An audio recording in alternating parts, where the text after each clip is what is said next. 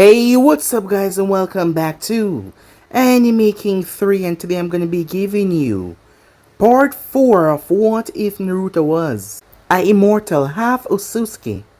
Remember to get this one to 100 likes as usual, share this to all of your friends on your social media platform, and also guys, I post a brand new episode of What If Naruto Was a Genius with a Stealing Bloodline ability, so go ahead, check out that and enjoy.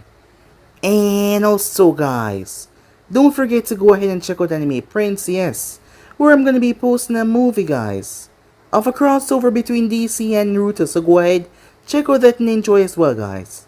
And remember, if you're new, yes, I indeed have 4 channels that I post What If on every single day. Yes, you heard that correctly, every single day for you guys to enjoy, so go ahead, check them out. And yeah, enjoy, link in the description. So without further ado or wasting any more time, what do you say we jump right into this brand new episode? Begin now guys.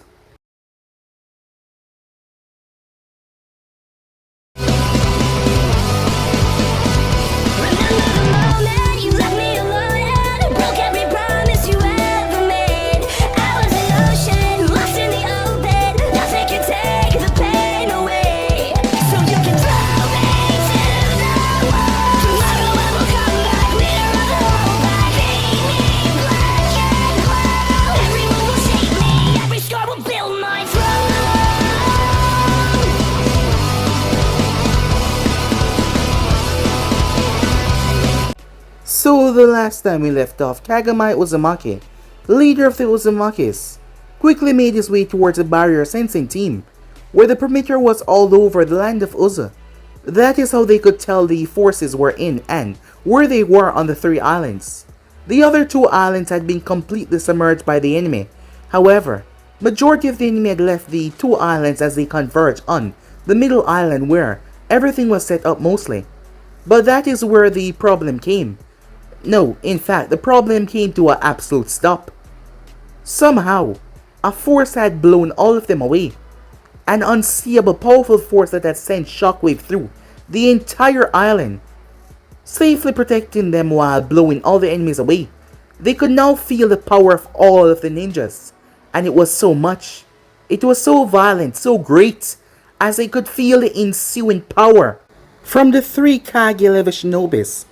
Things were getting hectic out there. The battle outside raged on as Naruto looked towards the ninjas after removing what he was wearing to show that he was in a loose white shirt, black, baggy pants, and sandals that calmly rest on his feet. His clothing looked so gentle as it blew in the breeze. The 3 ninjas attacked Naruto at once, showing the might of 3 Kages. The battle that ensued was fierce, as the Kage tried to knock Naruto down using his superior speed and his strength. However, in terms of strength and brute force, he was nothing compared to the Otsutsuki. As Naruto blasted him back on several occasions, that is when Oniki and Mew set a trap. They brought the earth up like a giant sandwich. The right Kage crushed Naruto inside by blasting him down with a brutal kick. That is when they crushed the 2 platforms together, using earth spikes to destroy the entire thing, as it ended up collapsing in on itself. What followed was a massive blast of nothing but pure destruction. Even the following ninjas had to flee back. A testament of the power that their Kages possess, showing how strong they were. As Mew had shown once again that the only person that he looked out for was the Hidden Stone, by even offering to kill the Raikage because he was in the way.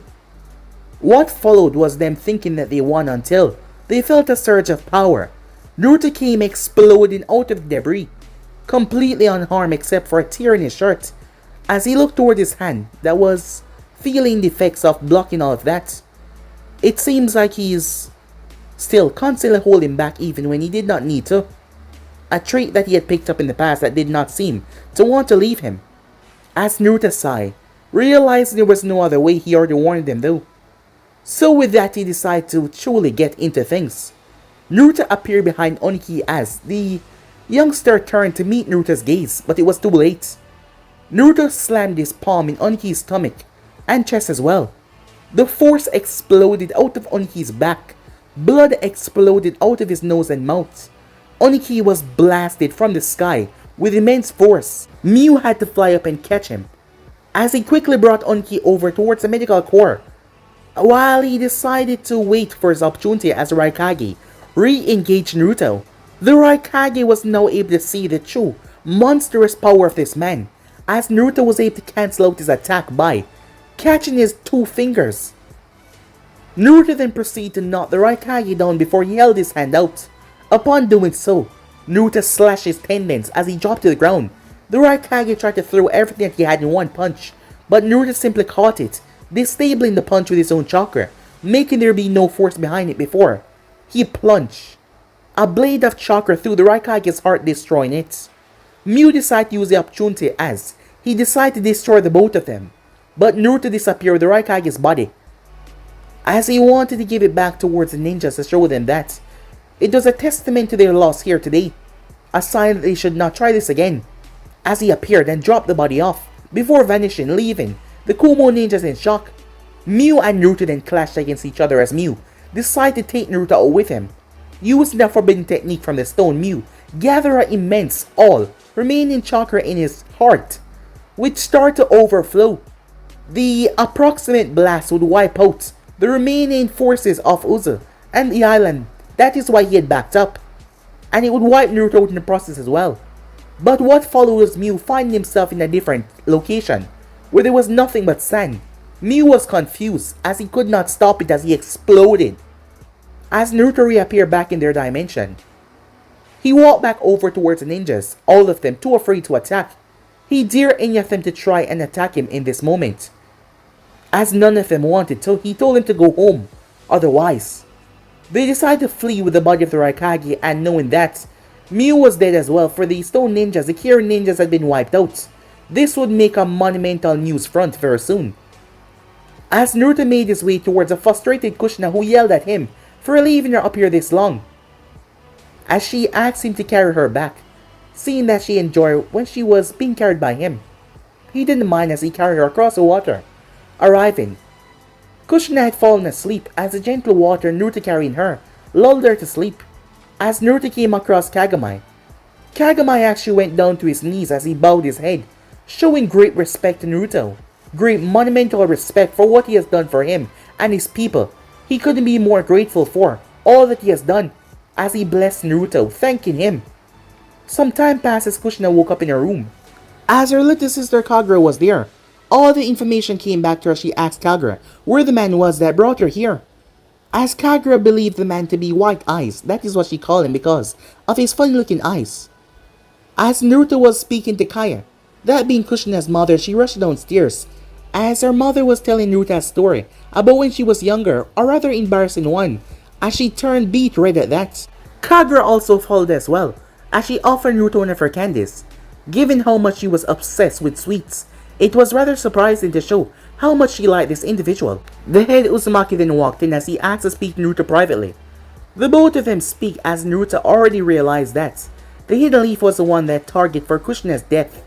They were probably behind leaking information for them to be attacked, as there was no respawn core from Konoha to help them in this endeavor. Thinking that they would be destroyed, the man's mind was whirling at hearing that, but for now his people were still shaken up after what has happened, as some of them had died in the process of this battle. So that is why they were holding a gigantic feast to pull his people together to show that despite everything they are still a clan and they are still family. That was Uzumaki's motto, family above everything else. As Kaya saw how the way Naruto greeted her younger daughter Kagura, there was love, care in his eyes, something that he seemed to yearn for, maybe a family. As she was teasing her older daughter Kushina though for having a crush on the man, as Kushina blushed in embarrassment and ran away, deciding to treat Naruto to outside for the Uzumaki feast, as she assured him that it was something that he never had before. It was going to be amazing. So that was basically as well left off. Let's jump right into this, guys. Begin now, guys. We begin this brand new episode at what is said to be the greatest hidden nation, that being the Hidden Leaf. We go straight towards the Hokage's tower. At the moment, the room was dead quiet. There was only one man inside, other than his envoys, that is, that were hidden in the shadows. Sarutobi Hiruzen, a man that was trained by the first and the second Kage as well. He was given the name Professor because of his knowledge in almost every art. A brilliant, powerful man who was also being ranked as the god of shinobi as well. That was how much powerful he was, seeing that there was only one other man that got that title, and that was the first Kage. But Sarutobi had proven to be a rather dangerous opponent, leading Konoha for a very long time now after his two predecessors had fallen. He has proven to carry the will of fire, a man that would do whatever it takes to see Konoha strive. In the recent years, several clans had migrated towards Konoha, making the village even stronger. After an evaluation test, of course, going through said clan to make sure that they would prove to be beneficial towards the Hidden Leaf. However, the Uzumaki clan, an ally of the Leaf, had chosen to stay out of village borders, something that Sarutobi was not pleased with. Yes, they had provided a lot of seals to help said village. However, the sealing art of the Uzumaki was something that no other clan could reproduce. No matter how much they trained, the Uzumaki's was just beyond anyone in the sealing art. Thus, despite not being a nation, the Uzumakis were being called upon by several individuals. People that want to buy seal from them on a regular basis that boost the village economy. There was also people that called them up for missions, so the Uzumakis could stand on their own. That was something that Hiruzen did not like.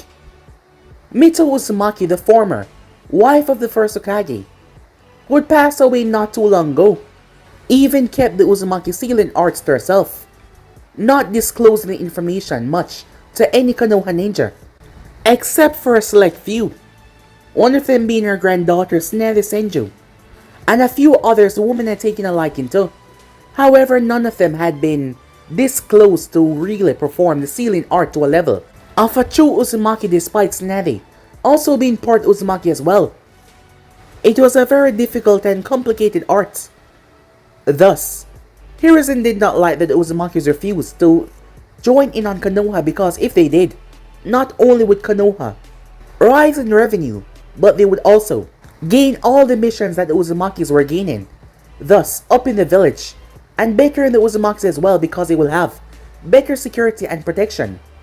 That is why Hiruzen did something that was very despicable. Well, he was not the only one. His so-called advisor was intent as well. He had allowed Danzo to leak information regarding the Uzumaki status, and several information that will lead to their downfall, so that the few that they would send here to get away from the mayhem, which Hiruzen knew they were going to be children, would study under the Hidden Leaf and blend in with the other shinobis, becoming a part of said village, in order to further extend Fuinjutsu within the Hidden Leaf. It was a sound plan. Yes, a wicked and cruel one, but also a sound plan as well. Thus, Hiruzen did not believe it would fail. Yet, what followed was something that he could not even dream of. A single man. The news had spread like wildfire. It has only been a day, but everyone knew about what happened at the Uzumaki residence. A single man was able to wipe away 3 village ninjas. Granted, the village did not bring all their ninjas, but still, the number was more than enough to conquer the Uzumaki clan, and yet, only a small amount was able to survive, and that was because he let them live. He also killed 2 Kages in the process, showing what kind of monster this man was. Stories have been told throughout the past. The other villages believed that it was some sort of rumor going around. However, Hiruzen was there. Despite being young, he was still there. And what followed was the battle between the first and the second. He was a very young boy back then. His father, Sasuke Sarutobi, had been one of the few on the front lines very quickly after seeing that humanoid shape that had sprung up out of nowhere. Feeling the power resonate through the entire area, they knew this was not Hoshirama or Madara, and he heard His father had retold what he had came across. A figure had fought both Madara and the first Hokage. He had been fighting them for some time before they arrived. But what they came across was Madara and Hoshiarama being beaten to an inch of their life. Both men were not able to stand up against this unruly force. This force that was able to overshadow the both of them in terms of every area of being a shinobi and beyond. Most believe that he was some sort of divine being, because they say he had placed a hand on the fox's head, and the fox had looked towards him like he understood him. People believe that the tail beasts were mindless beasts, but those who were able to witness what happened said that they believed the fox had understand him, that the fox had seen him and looked towards him with gratitude, thanks, emotions that should not be on a mindless beast's face. He had then placed a hand on the fox, and the fox had then vanished. He then left, blinking away like he was never there, leaving both Madara and Hoshiarama in pitiable states. Madara had used the opportunity to run away, not physically because he was broken. Something or someone had saved Madara's life. Hoshiarama had been brought back to the village, where he had been placed in a coma for a long while. Despite his ultimate self-healing body, it was said that he was never going to be 100% again after what happened that day. Hiruzen was broken out of his thoughts when his friend that he believed, Danzo Shamira, came in the office without knocking because he had called for him some time ago. The man walked in as he was wearing a black cloak that seemed to wrap around his body, showing that he had grey pants on. He had a white shirt under the black cloak, both of his hands calmly at his side. There was bandage on the right side of his face, an incident that happened in the war. He had dark spiky hair. He walked over and sat down. As both men were calm, neither spoke for a while, as they seemed to understand each other with just a look, despite the both of them having opposite views on many things. They knew what the situation they have in front of them was now. The X on Danzo's cheek was proudly being shown. The man had been through a lot. Despite everything, he was a man that cared for Konoha with everything that he had. Danzo finally opened his mouth. So, he has reared his head once again. He said to Hiruzen. Hiruzen simply nodded, a calm yet thoughtful look on his face. My father had told me the stories. Despite everything that I've been told, I always believed that he was some kind of myth. I mean, a man that faced off against both the first and Madara Uchiha. Two men that were said to be on the level of gods that could shape landscapes, and yet one man that was able to subdue the both of them, put them in a whirl of agonizing pain with his bare hands. It sounded impossible, but yet the proof was always there. And now he has shown his head once again. I am going to Uzu, Hiruzen said. I presume that much already, Danzo said. So far, Konoha is clean of any misgiving or problems that were caused to interfere in this little problem that was started by the other nations. Yes. However, Hiruzen said, Kagami is no fool. Kagami Uchiha is a very smart man who has kept us at bay and squashed every talk of us aligning with the village by bringing the Uzumakis here every time we spoke. I have no doubt in my mind that he believes something is up. Only person that knew about Kushina's little trip to Konoha was us and himself. It couldn't have been a coincidence that she was attacked. That is exactly what he believed by now. That is why I have to go there and present a strong front to show that Konoha still stand with Uzu, to keep us from going up against a man that is capable of this feat. We have no idea why he chose to help the Uzumakis or who exactly is he or what is his purpose, but as of now the Uzumakis have someone that could change his tide of war if he sees to do so. He has already slowed down the progress of the Third Great Shinobi War. Everything is at a stop at the moment.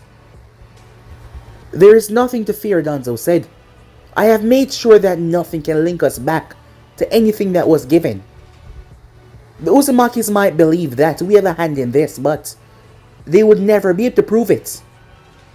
As much as I detest someone out there being that strong to cause such mayhem and chaos in the elemental nation, at the moment he's an unknown, and a person that we cannot go up against until we know more. Thus, yes, I believe it's a right idea for you to take a walk to Uzu, to give them the confidence that we're still at their side. And I have already created the perfect rules for why the backup forces from Konoha did not arrive. After all, the three nations would not want any other outside force to intervene, so they had proven to be quite treacherous in destroying all communication that might be sent back to Konoha. Hiruzen nodded at that. He was glad sometime that Danzo was on his side. What Hiruzen did not know though, while Hiruzen thought that the Uzumakis would flee to Konoha, Danzo had also gave information regarding the tunnels that should be destroyed. The reason being, Danzo had sent his root ninjas there to Uzu to kidnap the Uzumakis. He did not want them to fall under the village. He wanted them to be brought into his fold. He wanted to control the Uzumakis that remain and turn them into loyal root ninjas. Thus, he gave the information to destroy the tunnels, so the root ninjas could go in and kidnap the children. However, they were stopped by that unmovable force that was a man, preventing them from going anywhere near the village. Upon him destroying every ships, as they would be spotted, they could see that the man was some kind of censor, maybe one of the greatest that they've ever seen, not to mention, as they had been watching, he had turned his gaze towards their direction. That shouldn't be possible, but he had somehow sensed them, so they could not. They had to return home to report their findings after watching the whole thing, and Danzo knew a lot more than he was letting on. After all, his people had watched the entire match, and now he had to make plans to make sure that Konoha was not going to be on the receiving end of any backlash. Yes, he had to make plans. Thus, Hiruzen would be going towards Uzu to make sure their ally was still connected to one another. Going there was a sign of good faith to show that the Hokage himself was coming in these dire times, especially since there was still a chance of war on the horizon. While they were plotting, the other nations were not pleased in the slightest. At Kumo was relatively close up to the clouds, as their buildings were in the mountainside. Kumo had the most shinobis out of every other nation. Granted, they had quantity, but, well, Konoha had quality. At the moment though, a single man stood on the tallest building. The ear was extremely thin, but he was not bothered. He was muscular, broad. This was the son of the fallen Raikage A. The moment the news had came back, he had stepped up to the mantle. Everyone knew that he was next in line, so he had stepped up. Rage had to be subsided though. His father's funeral had to come first. Thus, that had happened. Upon his father's funeral going off, he had taken control of the village and ordered everyone that was still alive to retell him everything that happened. The man was truly shaken up. He had been young, yes he was, but he remembered that day. He had been wanting to prove himself. Him and several others, he had been part of the platoon that tried to kidnap the Eight Hills and take the beast to use the power. However, what followed was a divine being that had shown up out of nowhere, somehow sensing the tail beast's distress. It was a good thing that he was not on the front line, because all the men on the front line were turned to dust. Their bodies were destroyed to a level that he could not even comprehend. Some kind of cloaked figure. All they saw was a white hair, and he had simply touched the Eight Tails and it vanished. Before he vanished as well, he knew that was the man. For now, all they could do was regroup. His first action was to recall all the ninjas that were stationed to go out into war. At the moment, the village need them.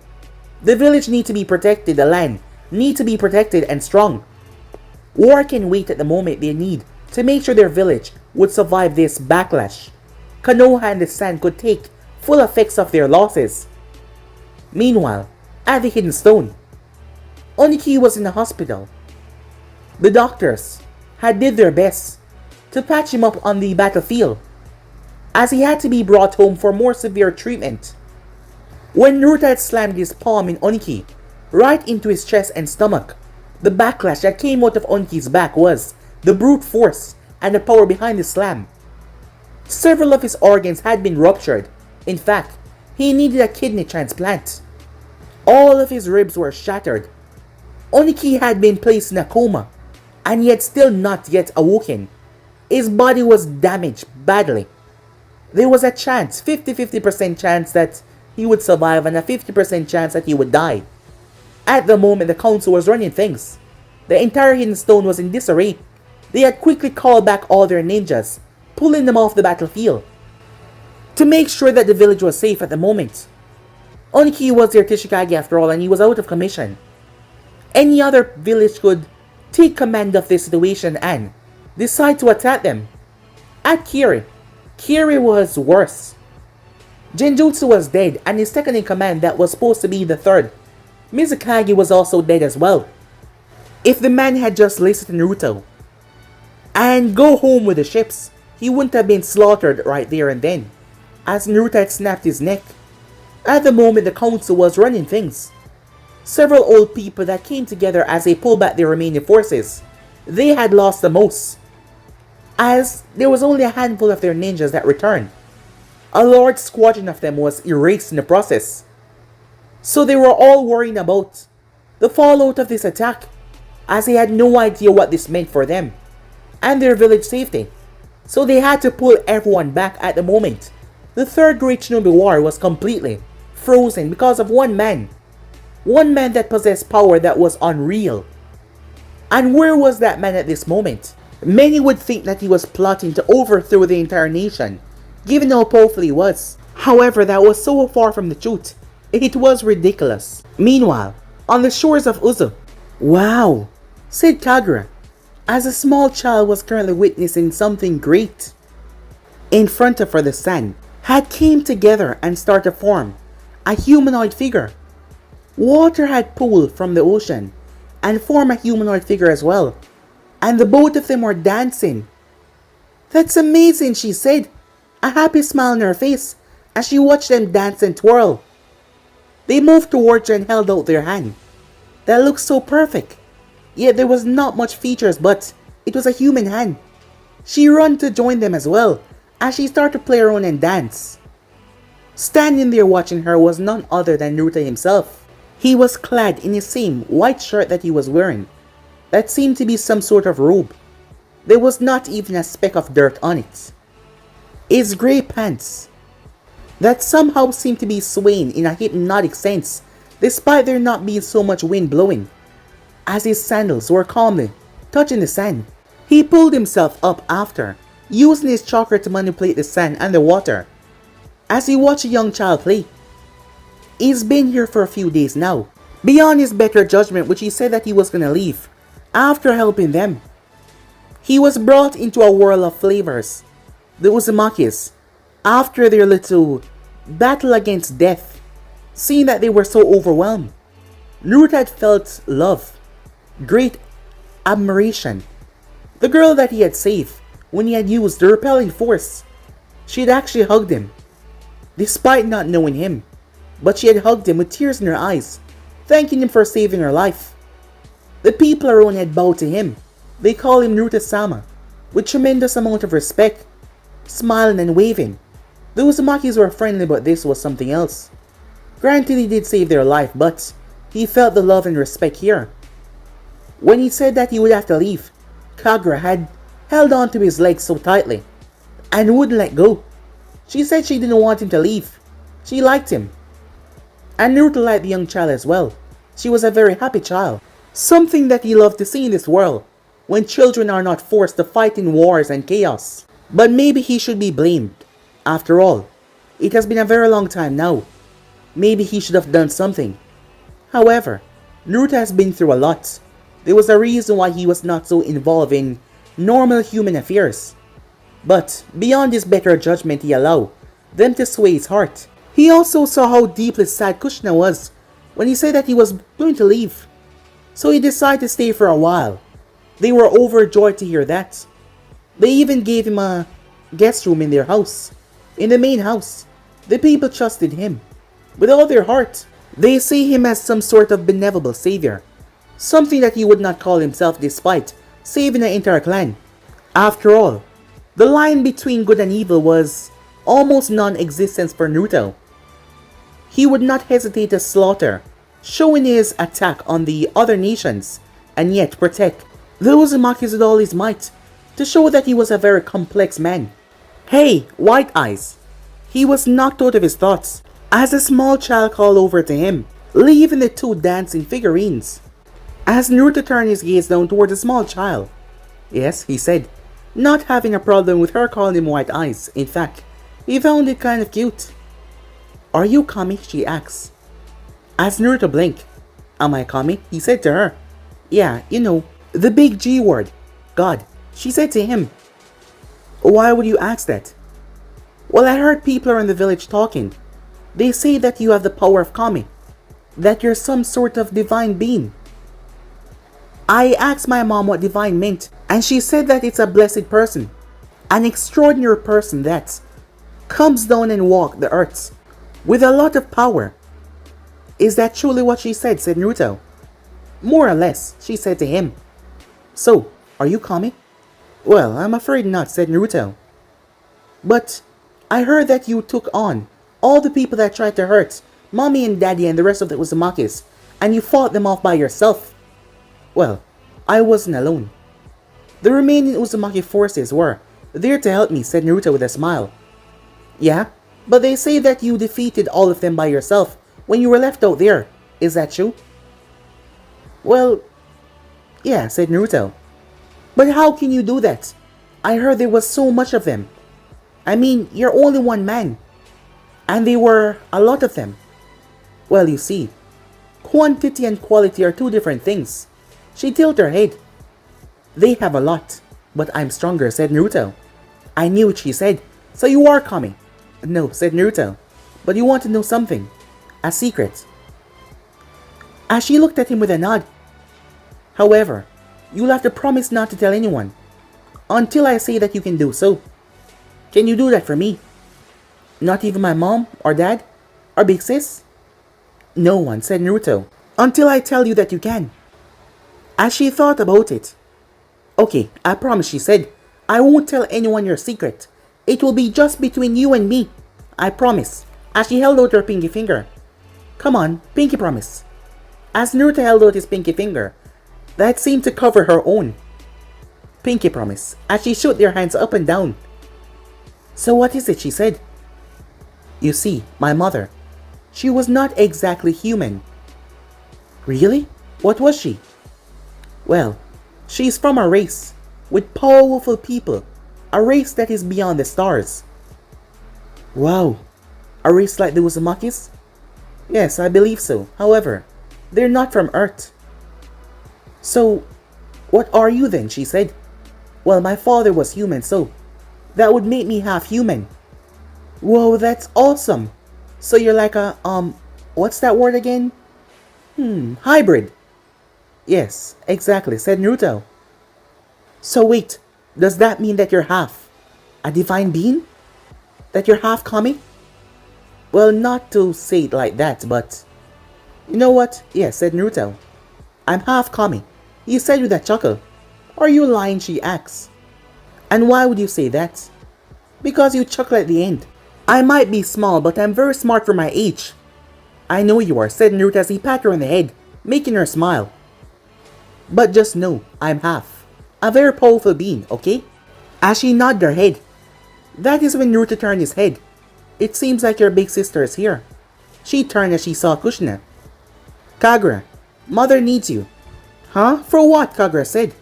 I don't know. Mother sent me to call you, okay? Alright, fine, I'm coming. Just as I was playing with my new friend. Oh, I see. You just want him all for yourself. I bet mother didn't even call me. Do you really want to chance that? Asked Kushina, looking towards her younger sister. Kagura turned. I'll see you later, White Eyes, okay? As Naruto nodded, she ran off. Naruto then saw Kushina looking at him, but when he turned towards her, she looked away. He walked over towards her. Is something wrong? He asked. No, she said, looking away. You know, lying is not a very good thing, said Naruto. And who says I'm lying? I do, said Naruto. It's just, as she turned away, her cheeks reddened in embarrassment. It's just what? Why are you spending so much time with my sister? Do you like her better than me? As Naruto blinked at her shouting, she realized that she was shouting as she looked away. A blush in her face. Oh, said Naruto. His voice sounded like it had mirth in it. I'm sorry, I never knew that you were that jealous. What? I'm not jealous. She looked towards him. Once again she saw that look in his face that she could not define. But she come to realize that he was mocking her in a way, in his own way. I see now, she said. You're mocking me. Whatever do you mean, Naruto asked. That look that you usually give me when you make a comment. You're mocking me, she said. You enjoy when I get all angry and stuff so you can mock me. I'm afraid I don't know what you're talking about, said Naruto. She frowned and folded her arms. And as for your question, said Naruto, your sister is a very wonderful little girl. Carefree. Unaware of the problems that are taking place in this cruel world.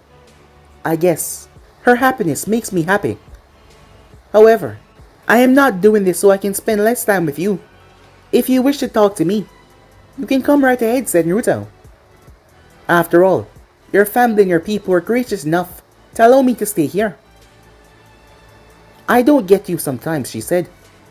What do you mean, said Naruto. Well, it's just, you saved us. If it wasn't for you, there would be a good chance that so much bad things were gonna happen, she said, as she didn't even want to think about the thought. And yet, you're so kind, you don't ask for anything in return. And I just don't get you sometimes. Are you like Kami or something? Naruto blinked. You know, you're not the first one to ask me that. Well, it's because how the way you act, it's like you're this divine protector. You're great, strong, powerful, protective, and you're just all around the best. As Naruto was looking at her, she spoke, her cheeks turned insanely red as she looked away, causing him to laugh. What's so funny, she asked. Oh, nothing, said Naruto. You're just a very adorable kid, he said. As she pouted at that, hey, I'm not a kid. She saw it as well. The way he looked at her. The way he treated her, it was just like the way he treated her sister. Like he was looking at a child. But she was not a child. Like her sister was 6 years old. She was a grown woman by ninja standards, but yet, he saw her as simply a child. Something that she did not like. That is when she noticed the... What the hell is that? Oh, that, said Naruto as he came to a stop. I forgot about those. Oh, what is it? Something I made for your sister to play with. Are you molding chakra with sand and water? As Naruto nodded.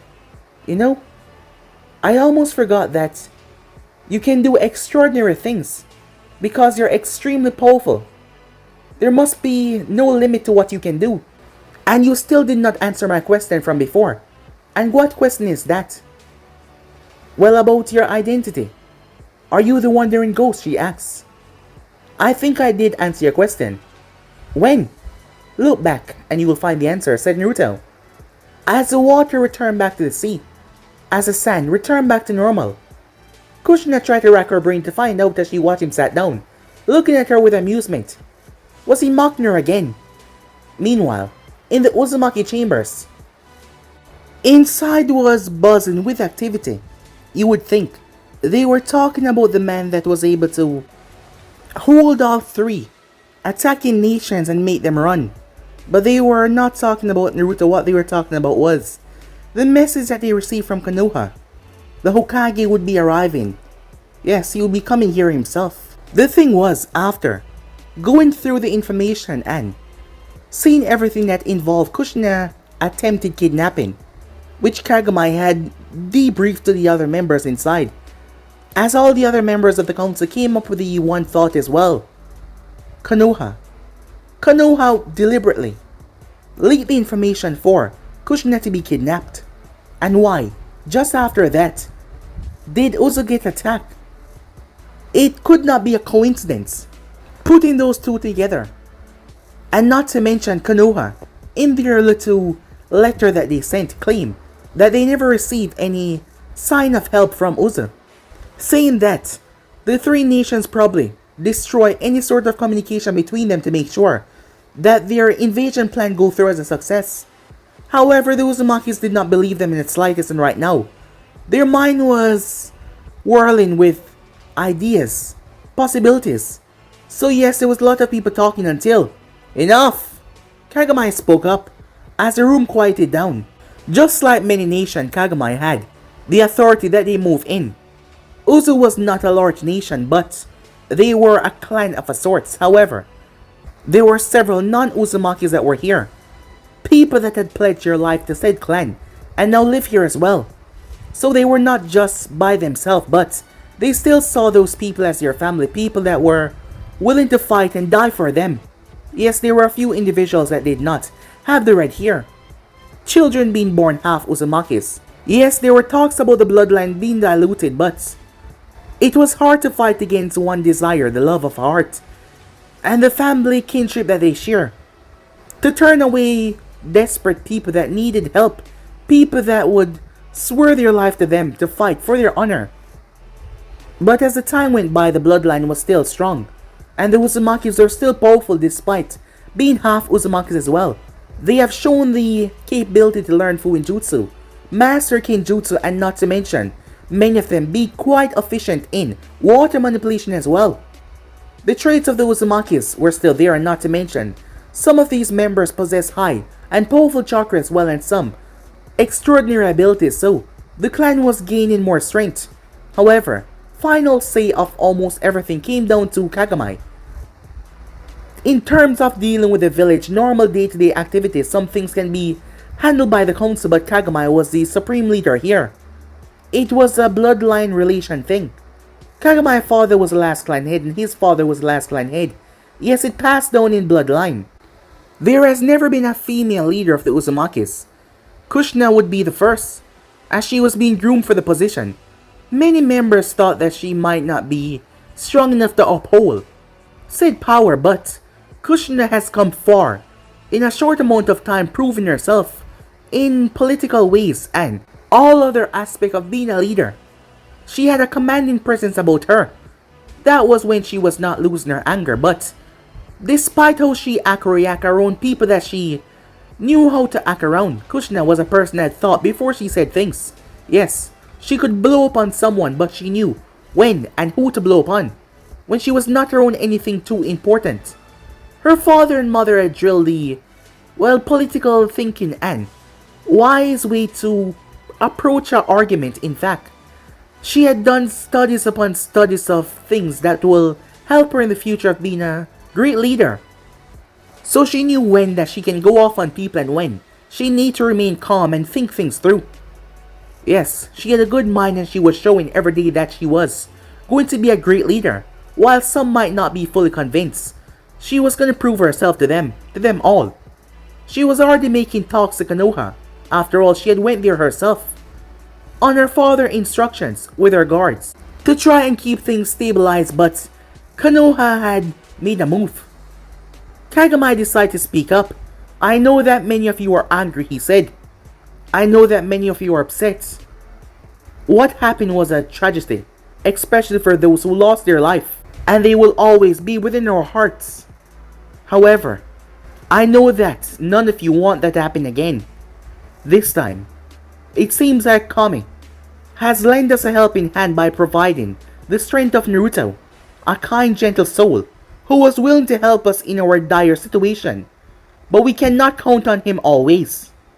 The members nodded at that, as they knew that they could not. He was just a man passing through and helped them from the kindness of his heart, and they knew they could not rely on him forever. If in fact the nations decide to make a move once again, but after what just recently happened, they doubt that they would. But getting back to matters, We and Konoha have been allies for the longest time now. If we were suddenly to break what we had with them, it will cause conflict that might spiral out of control for the future of our clan. And that is what I'm looking forward to the future. For the young ones to grow up without knowing the chaos that this world truly is. To not let this chaos fall upon the young ones ever again. That is what I hope to seek. As a member spoke up, but are we gonna let them get away with this? Kagami turned towards him. You think I am not furious, he said. They went after my daughter. My child. There is no doubt that Konoha was the one that leaked this information. And my girl was almost kidnapped by those monsters. If it was not for Naruto, I would not have seen her again. Do you think I'm not angry? Do you think I don't want to go down there and seek revenge on every single one of them, he asks. As the man shrunk in his seat, feeling the power of their leader. As Kagami sent the man a reassuring look. But we cannot, he said. We cannot afford to push the ties right now. Naruto has started something that might as well change this world that we live in. His power is so great that he has single-handedly stopped the Third Great Shinobi War. At the moment, everything's at a standby. If we choose to follow with Konoha right now, it will be problematic for us all. And despite our thoughts being in the matter of them betraying us, we have no proof. Yes, I know what you're all thinking. The evidence is all here. But Konoha has proven to get out of sticky situations before. And I'm sure the Hokage is coming here to prove that he's showing the full might of Konoha by arriving himself. As the others nodded. And just breaking our allyship with them would cause severe damage for not just them but us as well. And they will become one of our enemies. I'm not saying that we will have to continue this forever. However, now in this dire situation we cannot afford to make a move. Do you all understand me? He said. As angry as they were, they could not go against what he was saying because his words were truthful. Making a move right now would just start something they could not handle. And they could not rely on Naruto always. And besides, Kagami should be more angry because he went after his child. But yet, he was swallowing his pride, his anger, his rage. For the village. For his two daughters that were still alive. For his wife. So they can do the same as well. As the members agree, Toshi, the man that had been by Kagami's side to see the invading ships with the scars on his face, spoke up. So we all believe that they're coming here just to speak about this event. And apologizing for not being aware of this despite not knowing. To keep face. Exactly, said Kagami. And not to mention, the other member spoke up as well. It was Aizo. Naruto, said Aizo, muttering that single name. As everyone started to agree. As a member spoke up. I believe that he's here to truly see if Naruto is a real deal. Yes, said Kagami. I will have Naruto be a part of the meeting. They all focus on him. As I said before, Naruto is a person that helped us because he saw the injustice of what happened. I have spoken to him on several occasions. Most might believe that he's a good person, but he's just neutral. The power that he wields, he could have dominated and crushed millions, thousands. He could have taken over this world if he so pleased. None of them spoke as they all had felt the frightening power that he wielded. As one member spoke up, do we know anything about his origins? Trust is earned, said Kagami. So far, his trust in us is getting stronger and stronger. I believe soon enough, we shall truly find out who he is. However, I'm sure that all of you already had an idea. They all nodded, remembering the legends, remembering the stories. As he fit the description as well. As Kagami continued, Naruto is a person that is neutral in every affairs. I've seen it in the way that he talks.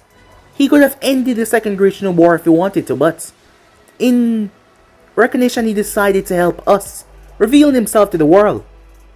Even this might bring up troubles his way in the future, because people never give up despite your strength. But still, he helped us. But he's a man that is filled with neutrality. A man that does not want to be forced into any conflict. I cannot say what his actions would be if Harrison decided to push the issue about him helping Konoha or helping in this war. So far we have been able to use the bare minimum in helping in this war, but our efforts have been shown through our seals, which Konoha cannot contest. But Naruto, I am not sure what his actions will be if Hiruzen decides to push the issue. Do you think he might attack the leaf? Although, it's hard to anger him. I cannot understand his emotions. It's hard to know if he will get upset about certain things. He's a man that I've seen many lifetimes. What? Several of them said.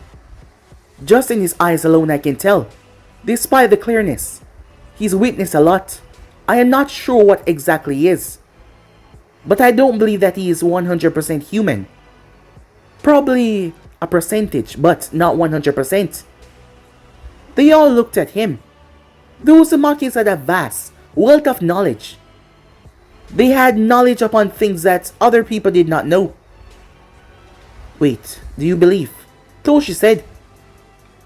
I'm not sure, Kagami said. But I believe that we will know soon enough. We just have to wait. So that is why I want him in the meeting to make sure Hiruzen know that Naruto is not allied with us, or is he allied with anyone else?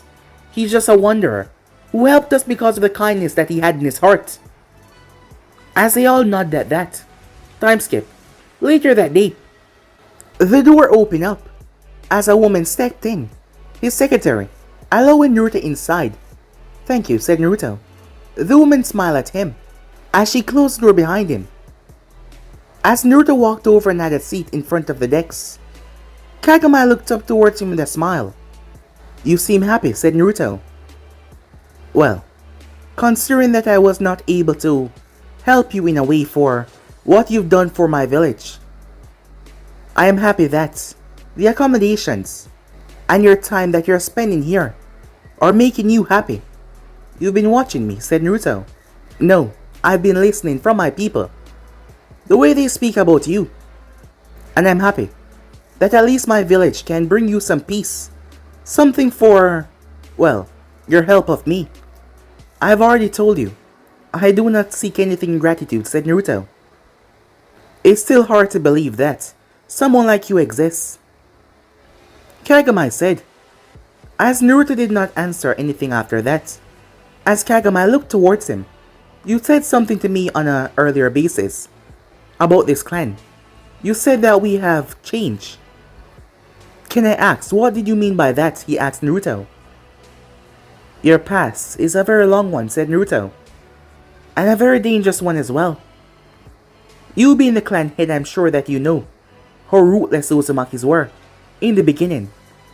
Kagami lowered his head hearing that. There was a time when the Uzumakis were a group of heartless maniacs who seek to gain more power, who seek to conquer the entire sea, land. That was a very long time ago, but things have changed. As Kagami looked up towards Naruto, that time period was a very long time ago. Not many remember that, except for a select few. And most of them are not outside of these oceans. The only reason I know is because of stories that have been passed down. And yet, I can see in your eyes that you seem to have somehow experienced it. I will not ask because I see that you are not ready to share everything about yourself. So, moving on to other matters, Kagami said. The Hokage of the Hidden Leaf is coming here. You know, you are a very powerful man, said Naruto. Kagami raised an eyebrow at that, wondering how it changed to him being powerful. Not that he did not respect Naruto saying that. You know, deep down in your heart that Konoha was the one that targeted your daughter, that they probably leak information on you being attacked. Yet, you're willing to set that aside because you know, because of what I've done, the balance of the world is extremely fragile right now. And if you sworn off your strongest ally, it might bring chaos for the future members of your clan. You're willing to swallow your pride, swallow the pain of gaining revenge, because you seek peace for the future generation. For that, you are extremely powerful, said Naruto. I did not even say a single word about this, and yet, you figured all of that out so quickly. Kagami said in surprise. On how smart this man was, well, he should not be surprised. As he then noticed something, the way you speak. It speak like if you could not do the same, Kagami said. Our situations are different, said Naruto. The joys of having a family is a wonderful thing. Having a daughter. Having an entire nation to protect. People. But especially family. Your own child. You're stronger than me in that regard. Kagami raised the eyebrow. Are you saying that you would relent and attack? Naruto looked toward his hands, the difference in our power. Allow me to do certain actions without worrying about consequences, said Naruto. The love of a family is something that I find difficult. To not seek vengeance if said family is put in harm's way. As Naruto had this look in his eyes, Kagami was unable to discern everything, but it seems like sadness, great deep sadness, longing. Like he was missing something. Naruto was missing something. However, I'm getting off topic, said Naruto. I believe there's a reason why you would decide to tell me about the Hokage coming here. Yes, I would like you to be there once he arrives. To show that you are not allied with the Uzumakis. We all know that this world will never stay peaceful for too long. Konoha has tried on several occasions to gain the Uzumakis to fight on the battlefield. But despite our forces not going out fully into the war, our seals and small manpower has been able to help Konoha tremendously. Thus, our power of forces are not needed, considering that their numbers are far greater than ours. But given with what you can do, and after saving the clan, they will try to pressure you. Something I do not see ending well in the future for them if they do. I could feel your power when you were fighting, and the amount that was holding back. I could not feel the depths of it, but I could feel. I can understand a person holding their limits to not go overboard, and throughout the entire fight you did the same thing. I can only imagine the amount of power that you truly possess. Power that this world has never seen before. Thus, I want you to be a part of this meeting to set the stigma about exactly your role in this clan, to make sure that Konoha does not get too greedy for this war to continue. You believe that in the weakened state of the other nations, Konoha would try to do something. I've watched them for some time, said Naruto. Aren't they the one that piece about stopping the wars and chaos? Yes, but a man can be greedy when the fates are in his control. And right now Konoha has a lot of control. There are certain people within the village at heart are dark and corrupted to an extent that it would baffle you. Thus I want to make sure that you are also kept out of this. I owe you a great death, despite what you say, and I will do my best to repay that death. Naruto was about to protest, but he saw that the man was just stuck on this, so he decided not to say anything. Okay, fine, he answered after a while. I will attend this meeting. I also want to meet this Hiruzen Sarutobi. You know his name? Yes, said Naruto. As I've said, I've watched him for some time. Kagami looked at Naruto curiously, but he did not question the fact about that. But he knew if Naruto wanted to attack Konoha, he would have a long time ago, given the power that he wields. And he was not sure that there was anyone there that could actually stop him. Yes, they could put up a fight, but stop him. Kagami was not sure about that at all. Kagami thanked Naruto for attending said meeting as Naruto got up. He walked towards the door and came to a stop. Kenshi Uchiha, he said. Kagami's eyes widened when he heard that name.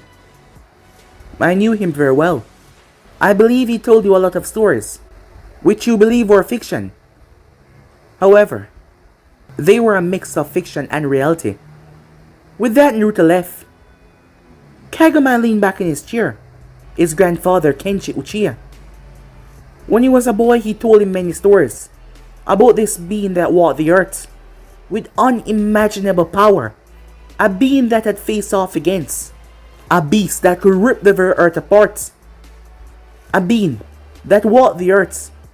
However, despite all that power, he was sad, because the one thing that he wanted he could never achieve, not even with his godlike powers.